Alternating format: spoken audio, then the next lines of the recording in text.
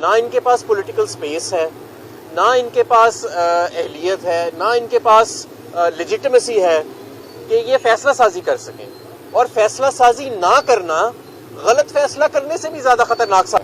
کیونکہ آپ آج کل دیکھیں کہ اکانومی، یہ بھی ایک ہمارے اکانومسٹ نے کہا کہ ہم تو ایک ایسی دلدل میں پھنس گئے ہیں اس موجودہ حکومت کے اندر کہ یہ تو شاید ڈیفالٹ سے بھی بدتر سی صورتحال آ گئی ہے کہ معیشت دیکھیں. اگر آپ نے زور زبردستی میڈیا کی آواز بندی کی ہوئی ہے کہ معیشت پہ بات نہیں کرنی، لوگ بے روزگار ہو رہے ہیں، آپ کے زر مبادلہ کے ذخائر $7 ارب سے بھی نیچے جا چکے ہیں، نیٹ انٹرنیشنل ریزروز منفی ہو چکے ہیں، اور حالات مزید آگے بگڑ رہے ہیں کیونکہ اس حکومت کی نہ تو کوئی سپورٹ، نہ کوئی لیجیٹمیسی، نہ کوئی کریڈیبلٹی ہے. اور یہ تین چیزوں کے بغیر اس وقت آپ معیشت کو ریسکیو نہیں کر سکتے. جو اکانومسٹ تھے اور معاشی ماہرین تھے،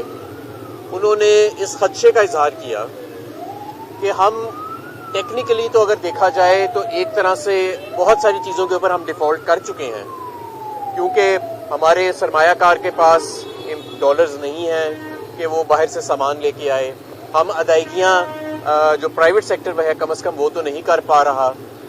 تو ٹیکنیکل اور سلیکٹیو ڈیفالٹ تو ہم کر چکے ہیں. تو ضروری یہ ہے کہ اس وقت ایک ایسی حکومت باغ دور سنبھالے جس کے پاس 5 سال کا مینڈیٹ ہو، عوام کی حمایت ہو، کیونکہ جو موجودہ حکومت ہے، اگر اس کو حکومت کہا جا سکتا ہے، یہ جو ایک جعلی سا ایک سٹرکچر کھڑا ہے، نہ ان کے پاس پولیٹیکل سپیس ہے، نہ ان کے پاس اہلیت ہے، نہ ان کے پاس لیجیٹمیسی ہے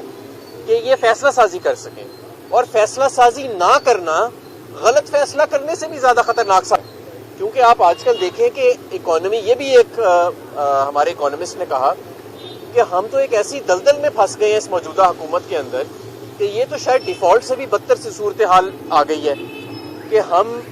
روز بروز ہمارے کاروبار بند ہو رہے ہیں. لاکھوں کی تعداد میں لوگ بے روزگار ہو بھی چکے ہیں صرف پچھلے چند ہفتوں کے اندر، اور فیصلہ سازی ہو نہیں رہی. ایک مکمل طور پہ ایک گومگو کی کیفیت جو ہے وہ معیشت کے اندر پائی جا رہی ہے. نئی حکومت آئے گی، وہ اس کے اندر ایک کانفیڈنس ہوگا، اس کے اندر ایک فریشنس ہوگی، اس کے اندر ایک اہلیت ہوگی، ایک پولیٹیکل سپورٹ ہوگی، پولیٹیکل سپیس ہوگی، جس کے تحت وہ ساری دنیا کو انگیج کر سکتی ہے. ہمارے قرضوں کی واپسی کے حوالے سے کے اوپر جو امور ہیں اس کے اوپر بھی، اور اس معیشت کو ریسکیو کرنے کے حوالے سے، جس پہ ابھی فی الحال کوئی کام نہیں ہو رہا.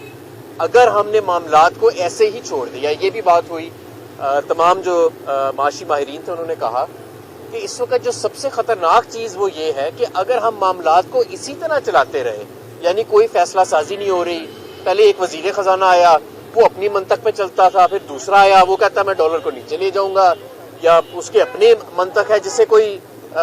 کوئی مانتا نہیں ہے معاشی دنیا کے اندر. اور اس نے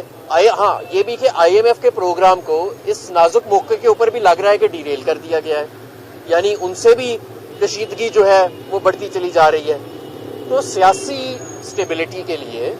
اور اکنامک سٹیبلٹی کے لیے صرف اس وقت ایک ہی راستہ ہے، اور یہ تمام معاشی ماہرین جو تھے اس رائے پہ متفق تھے کہ ہمیں فوری طور پہ آزاد الیکشن کرانے چاہیے. نئی حکومت جتنی جلدی آ سکتی ہے وہ آ کے باغ دور سنبھالے اور معیشت کو ریسکیو کرے.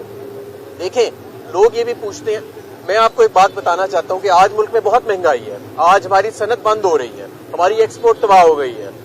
قسم قسم کے مسائل کا سامنا کرنا پڑ رہا ہے، لیکن یہ حالات مزید خدا نہ خواستہ بگڑ جائیں گے اگر بر وقت ہم نے فیصلے نہ کیے. اور اس وقت ملک کی جو سب سے بڑی سیاسی جماعت ہے اور بائی فار جو پاکستان کی سب سے پاپولر اور مقبول سیاسی جماعت ہے، اس کے اوپر آپ نے اسٹیٹ آپریشن شروع کیا ہوا ہے. اس کے لوگوں کو اٹھاؤ، ان کو بلیک میل کرو، ان کو مارو. تو یہ آپ کس طرح ملک کو لے کے جا رہے ہیں؟ یہ ملک اللہ تعالیٰ کی نعمت ہے. یہ آلریڈی ہم جس نہج پہ پہنچ چکے ہیں، یہ ایک نازک ترین موڑ ہے معیشت کے اندر. اور ہم سب، کیونکہ ہمارا جینا مرنا پاکستان تحریک انصاف کے رہنماؤں کا تو پاکستان میں ہے، ہمارے ایون فیلڈ میں یا سرے میں محلات تو نہیں ہے. ہمارے بچوں کے باہر اربوں ڈالر کے کاروبار تو، یا اربوں ڈالر کا نائٹس برج کے اندر اور مے فیئر کے اندر پراپرٹی کا پورٹ فولیو تو نہیں ہے. تو ہم ان سے زیادہ پریشان ہیں. اس لیے ہوش کے ناخن سنبھالیں، اس ملک کو مزید سیاسی عدم استحکام کی طرف مت لے کر جائیں، نمبر 1. نمبر 2، معیشت دیکھیں، اگر آپ نے زور زبردستی میڈیا کی آواز بندی کی ہوئی ہے کہ معیشت پہ بات نہیں کرنی، اس کا مطلب یہ نہیں ہے کہ معیشت ٹھیک ہو گئی ہے. لوگ بے روزگار ہو رہے ہیں، آپ کے زر مبادلہ کے ذخائر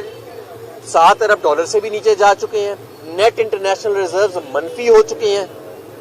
اور حالات مزید آگے بگڑ رہے ہیں کیونکہ اس حکومت کی نہ تو کوئی سپورٹ، نہ کوئی لیجیٹمیسی، نہ کوئی کریڈیبلٹی ہے.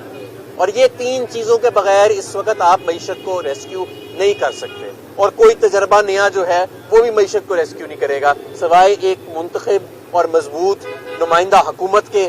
اور میرا خیال ہے ہمیں اس طرف بڑھنا چاہیے، ورنہ خدا نخواستہ یہ معیشت کے حالات مزید بگڑ سکتے ہیں.